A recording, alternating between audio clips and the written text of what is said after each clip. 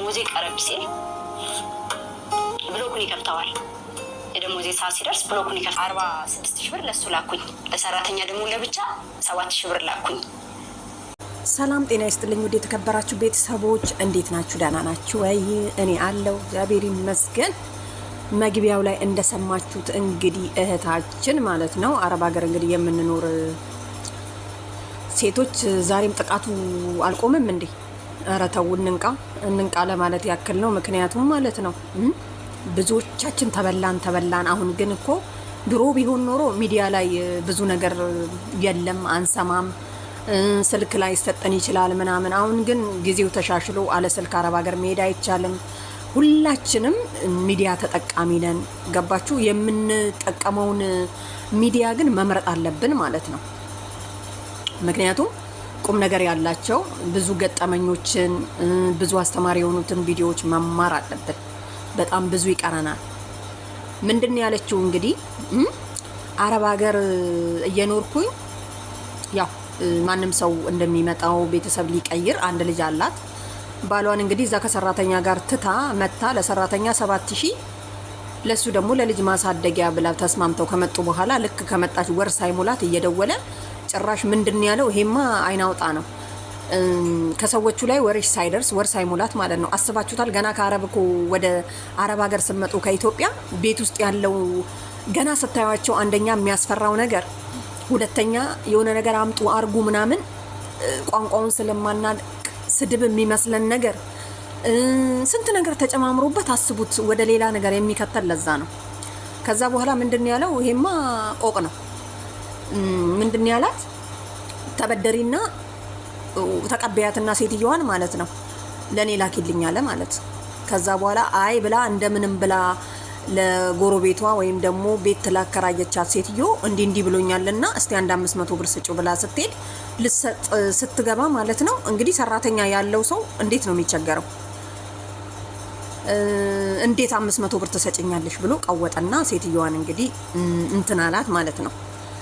ከዛ በኋላ ምንድነው የሚያደርገው ይሄ ሰው 2 ወር ከሰራች በኋላ ቤት ቀየረ። አያችሁ? ቤት የቀየረው ምክንያት እሷ ከአከራዮቹ ጋር በጣም ጥሩ ሱቅ አላቸው። ለልጃቸው አንዳንድ ነገር ያደርጉለት ነበረ። በዛ ላይ ደግሞ በጣም ይግባባሉ ምናምን አለች። ክፉም ደግም ሌላ ሴትም ቢያመጣ ምናምን ይነግሯት ነበረ። እሱ ግን አራዳ ነው።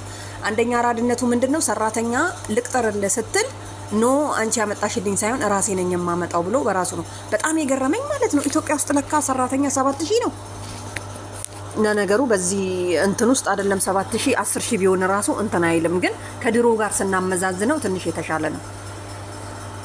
እና ምን ለማለት ፈልጌ መሰላችሁ? ከዛን 46000 ሰፈር ቀየሩ ሄዱ። 46000 ለባልየው፣ ለሷ ደግሞ ለሰራተኛ 7000 ልክ እንደላከች ቦለከኝና ሄዳለች። አያችሁ? ሰይጣን ይቦልከውና ማለት ነው። እና እሱም አይሆንለትም ደግሞ ሰራተኛ እኔ ልቅጠር ብላ ስታመጣ አልፈልግም፣ እኔ አይደለም አንቺ አይደለሽ የምታመጪው፣ ምክንያቱም ራሴ ነኝ የማመጣው ይላል። ለምን እንደሚያመጣ ያው ይገባቸዋል ራሱ። ምክንያቱም ራሱ የሚፈልጋትን ሴት ያመጣና ሰራተኛ ነች ይላል።